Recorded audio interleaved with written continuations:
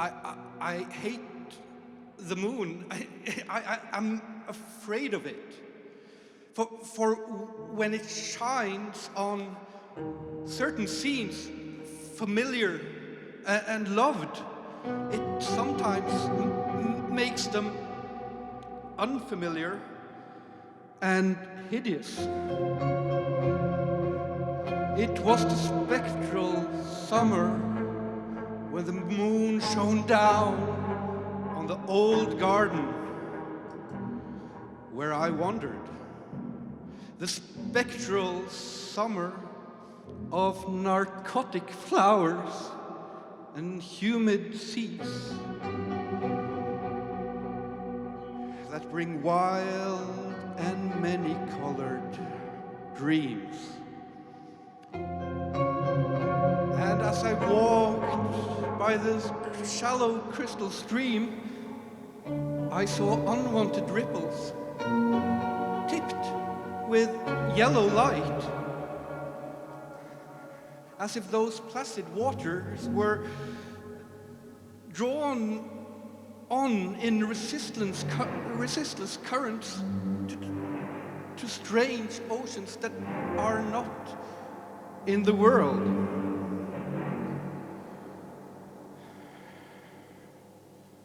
Silent and sparkling, bright and baleful, those moon-cursed waters hurried I knew not whither, whilst from the embowered banks white lotus blossoms fluttered one by one in the opiate night wind and dropped despairingly into the stream, swirling away horribly under the arch-carved bridges, and staring back with a sinister resignation of calm, dead faces. As I ran along the shore, crushing sleeping flowers with heedless feet and maddened ever by the fear of unknown things and the lure of the dead faces, I saw that the garden had no end under the moon, for where by day the walls were, there stretched now only new vistas of trees and pots, flowers and shrubs, stone idols and pagodas, and the bendings of the yellow-litten stream past grassy banks under grotesque bridges of marble. And the lips of the dead lotus faces whispered sadly and bade me follow. Nor did I cease my steps till the stream became a river and joined amidst the marshes of swaying reeds and beaches of gleaming sand, the shore of a vast and nameless sea. Upon that sea, the hateful moon shone, and over its unvocal waves, weird perfumes brooded.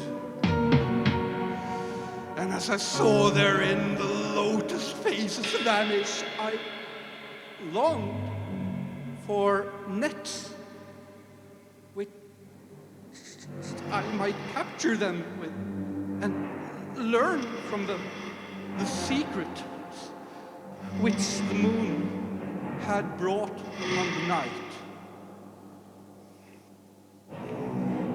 But when the moon went over to the west and the still tide ebbed from the sullen shore, I saw in that light old spires that the waves almost uncovered, and white columns gay with festoons of green seaweeds. And knowing that to this sunken place the dead had come, I trembled and did not wish again to speak with the lotus faces.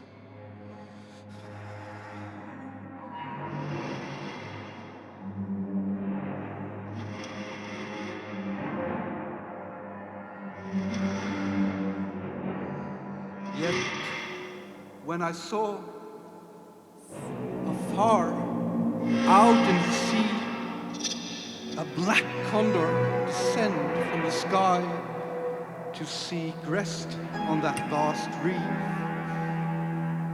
I would fain have questioned him and asked him of those whom I knew when they were alive. And this I would have asked him had he not been so far away. But he was very far,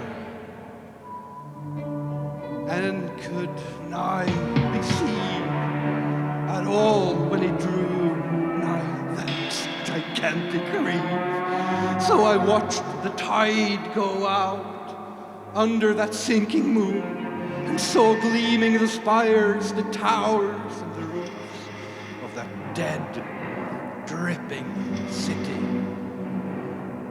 And as I watched, my nostrils tried to close against the perfume-conquering stench of the world's dead. For truly, in this unplaced and forgotten spot, had all the flesh of the churchyards gathered for puffy sea worms to gnaw and glut upon. Over those horrors the evil moon now hung very low, but the puffy worms of the sea need no moon to feed by. And as I watched the ripples that told of the writhing of worms beneath, I felt a new chill from afar out whither the condor had flown, as if my flesh had caught a new horror before my eyes had seen it. Nor had my flesh trembled without cause, for when I raised my eyes, I saw the waters had ebbed very low, shewing much of the vast reef, whose rim I had seen before. And when I saw this reef was but the black basalt crown of a shocking icon, whose monstrous forehead now shone in the dim moonlight, and whose vile hooves must paw the hellish ooze miles below.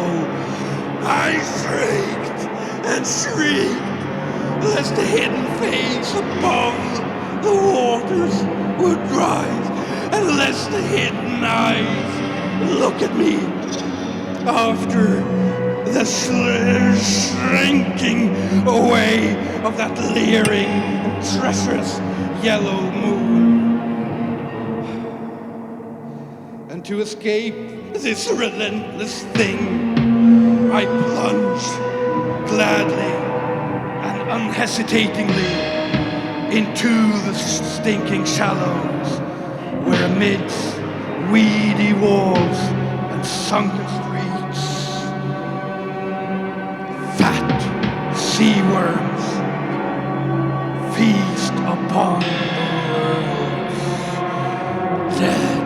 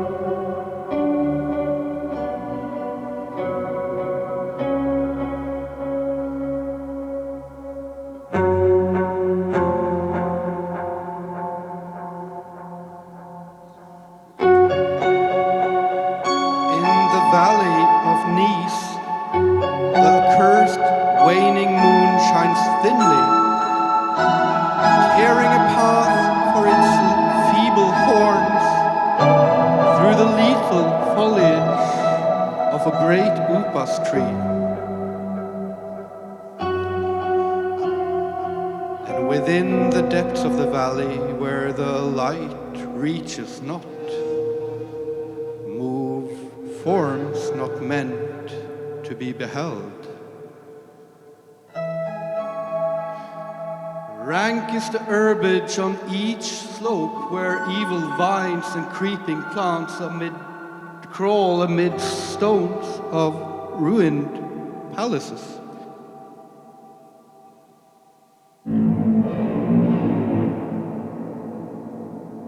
And twining tightly about broken columns and strange monoliths, heaving up marble pavements laid by forgotten hands. And in trees that grow gigantic in crumbling courtyards leap little apes, while in and out of deep treasure vaults writhe poison serpents and scaly things without a name. Vast are the stones which sleep beneath coverlets of dank moss, and mighty were the walls from which they fell.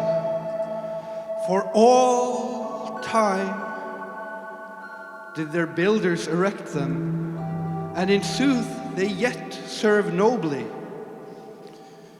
For beneath them the grey toad makes his habitation. At the very bottom of the river of the valley lies the river Than, whose waters are slimy and filled with weeds.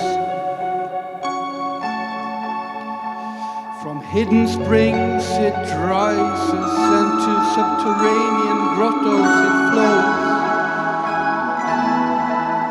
so that the demon of the valley knows not why its waters are red, nor whither they are bound.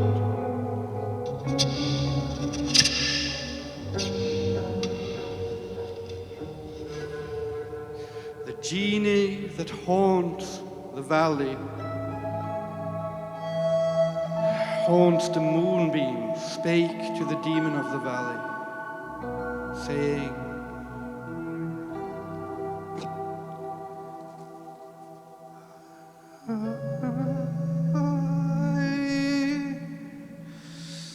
I am old and forget much.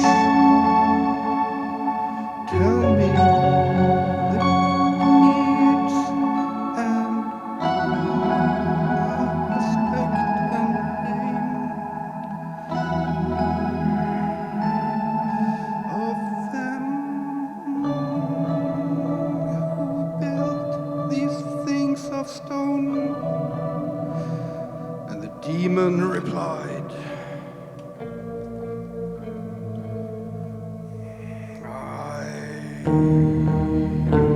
and memory, and am wise in lore of the past, but I too am old. These beings of yes were like the waters of the river Than, not to be understood. Their deeds I recall not, for they were but of the moment. Their aspect I recall dimly, for it was like that of the apes in the tree. The name I recall clearly, for it rhymed with that of the river. These beings of yesterday were called man. So the genie flew back to the thin-horned moon, and the demon looked intently at a little ape in a tree that grew in a crumbling courtyard.